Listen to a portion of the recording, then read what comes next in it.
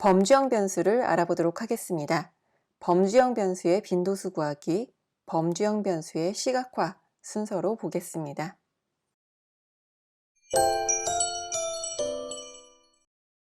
범주형 변수의 빈도수를 구할 때는 하나의 범주형 변수인지 두 개의 범주형 변수인지에 따라서 구하는 방법이 달라지게 되는데요.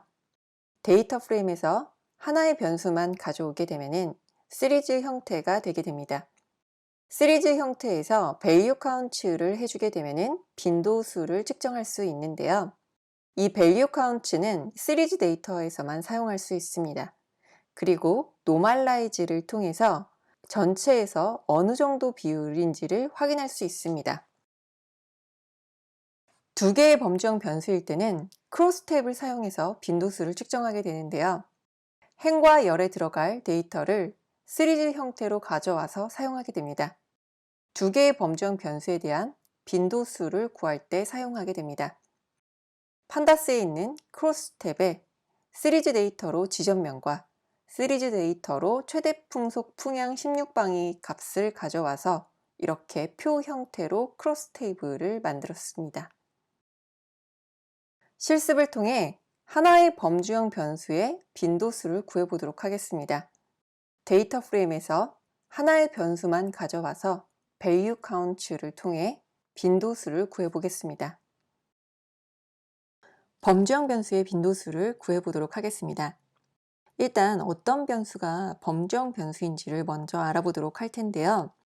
nUnique 기능을 사용하게 되면 데이터 프레임 전체에서 유니크한 값이 몇 개, n개가 있는지를 구하게 됩니다.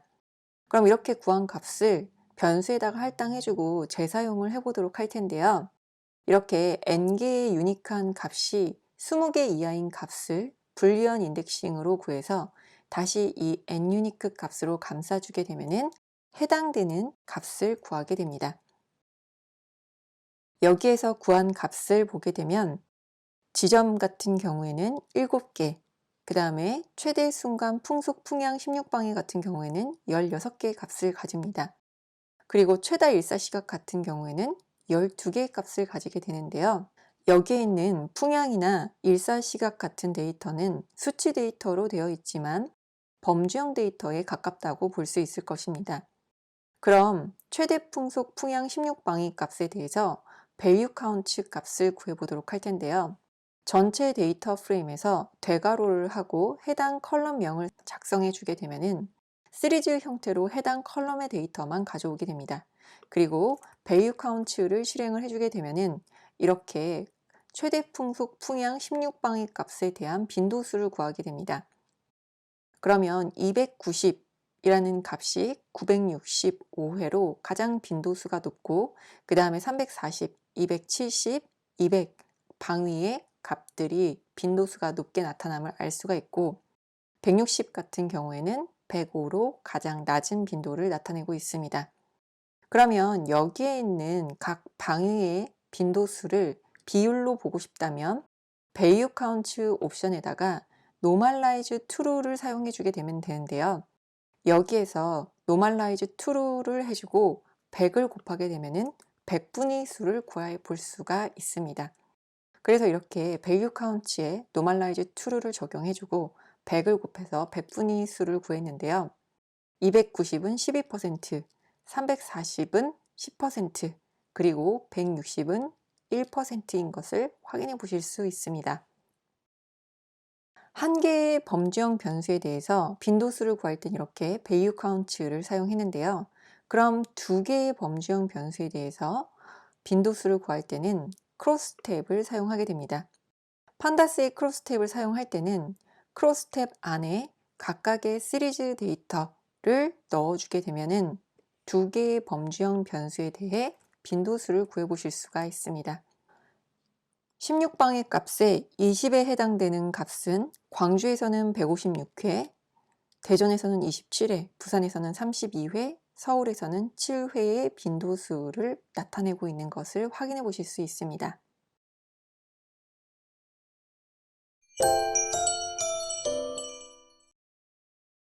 범주형 변수의 빈도수를 구할 때는 count float을 사용하게 됩니다. 시리즈 값에 따라 x 혹은 y축에 지정한 변수에 대한 빈도수를 표현하게 됩니다. 그리고 휴 값에 따라 다른 범주형 변수를 비교할 수가 있습니다. 여기에서 휴는 색상을 의미하게 됩니다. x축에 최대 풍속 풍향 16방위를 지정해 주게 되면 최대 풍속 풍향 16방위에 대한 값의 빈도수를 y축에 그려주게 됩니다. 그리고 지점명 서울, 부산에 따라서 막대의 색상을 구분해서 그릴 수 있도록 휴의 지점명을 지정해 준 옵션에 대한 그래프입니다. 시본의 바플롯을 사용하면 범주형과 수치형 변수를 함께 비교할 수 있습니다. 여기에서 y축에는 수치형 변수를 지정하며 기본적으로 평균값으로 계산이 됩니다. 검은색 막대는 신뢰 구간을 의미하며 이때 옵션에 CI는 none으로 신뢰 구간을 제거하고 표현할 수도 있습니다. 지점명에 따른 평균 기온의 평균값을 그룹 바이로 구한 값을 시각화로 표현한다면 시본의 바플롯을 통해서 y축의 평균 기온의 평균값을 표현하도록 그릴 수가 있습니다. 시본의 박스 플롯을 사용하면 상자 수렴 그림을 그릴 수가 있습니다. 이 상자 수렴 그림은 요약 수치를 그래프로 표현하게 됩니다.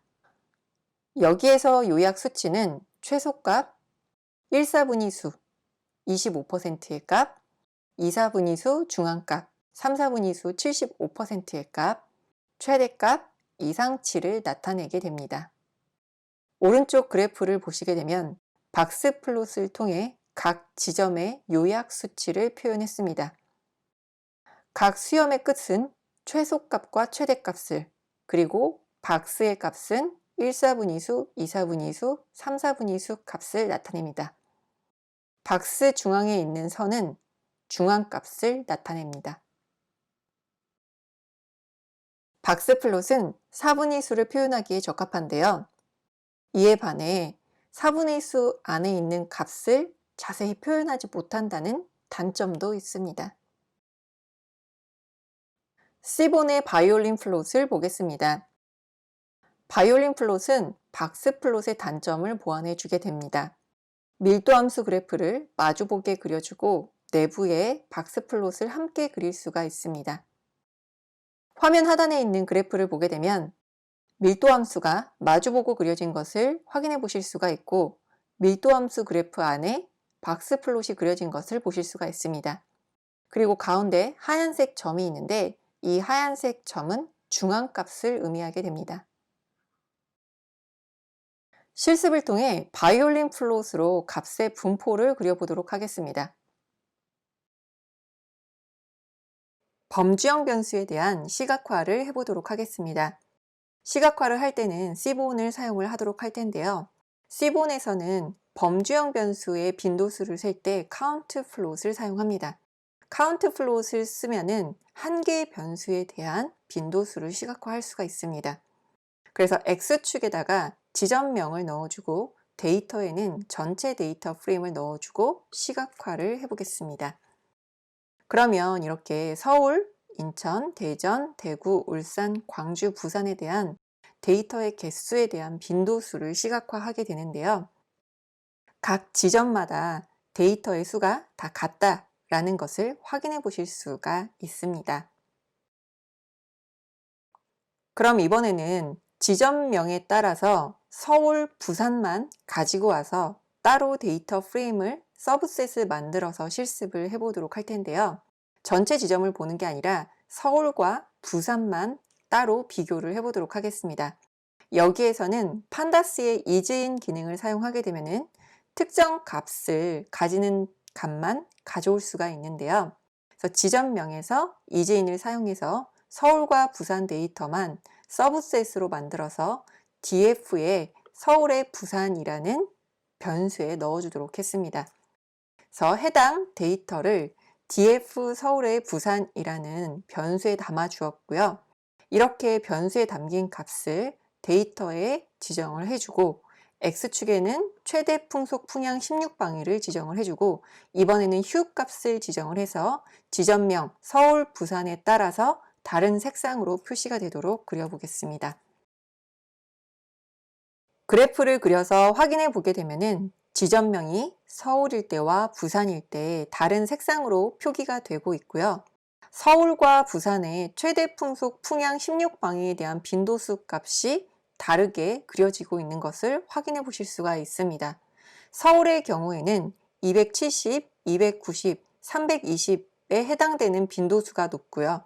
부산 같은 경우에는 340, 200, 230에 대한 빈도수가 서울보다 높은 것을 확인해 보실 수가 있습니다.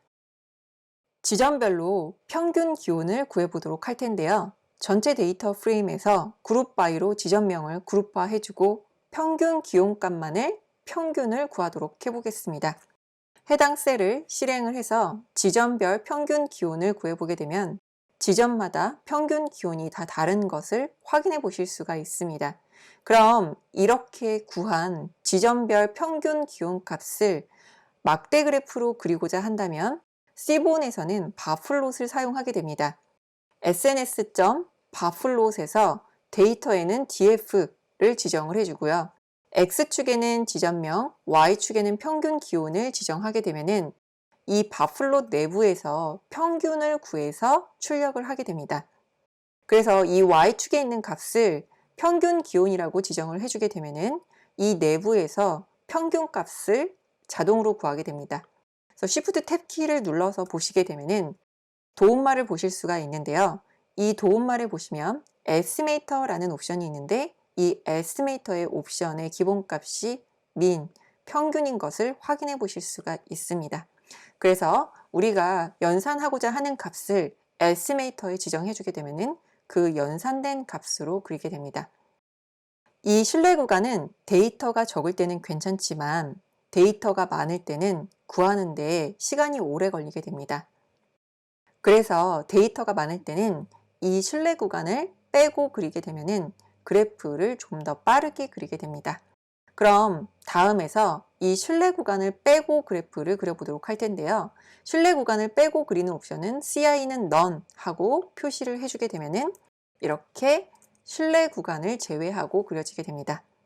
그리고 위에서는 제가 변수에다가 따로 이 바플롯을 담아 주었었는데요. 변수에 담아서 그리게 되면은 여기에 찍히는 로고가 없게 됩니다.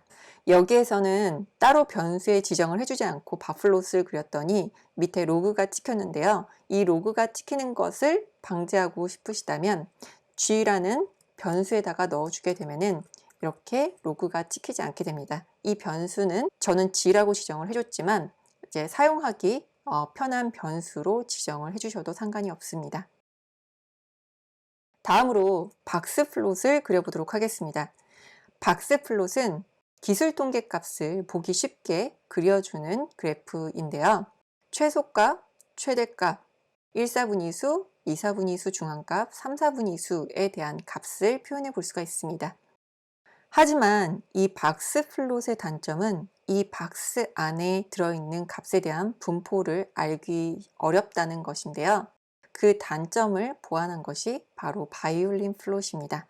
그러면 다음 셀에서 바이올린 플롯을 그려보도록 할 텐데요. 박스 플롯을 바이올린으로만 변경해 주게 되면 바이올린 플롯을 그리게 됩니다. 바이올린 플롯을 통해서 각 지점에 대한 데이터 평균 기온의 분포를 그려봤는데요. 바이올린 플롯 안에는 이렇게 박스 플롯을 그리게 됩니다. 그리고 가운데 하얀색 점들이 찍혀져 있는데요. 이 하얀색 점들은 중앙값을 의미하게 됩니다. 그리고 이 박스 플롯 안에 1/4분위수, 2/4분위수, 3/4분위수에 대한 위치를 함께 확인해 보실 수가 있습니다. 자, 그럼 오늘 배운 내용을 정리해 보도록 할까요? 범정 변수의 빈도수를 구할 때는 하나의 범정 변수인지 혹은 두 개의 범정 변수인지에 따라서 구하는 방법이 달라지게 됩니다. 하나의 범정 변수에 대해서는 시리즈 형태로 데이터를 가져와서 value count로 구하게 됩니다. 두 개의 범정 변수에 대해서는 크로스 탭을 통해 구하게 되는데 크로스 탭 안에 시리즈 데이터를 두 개를 각각 넣어주게 되면은 두 개의 범정 변수에 대한 크로스 테이블을 구하게 됩니다. 범정 변수의 시각화는 카운트 플롯을 통해 범주형 변수의 빈도수를 시각화해 볼 수 있습니다. 바플롯을 통해 범주형과 수치형 변수를 함께 비교해 볼 수 있습니다. 박스플롯을 통해 요약 수치인 최대값, 최소값, 4분의 수, 이상치를 그래프로 표현해 볼 수 있습니다. 바이올린 플롯을 통해 밀도함수 그래프를 마주보게 그릴 수가 있습니다. 이것으로 이번 시간 강의를 마치겠습니다. 수고하셨습니다.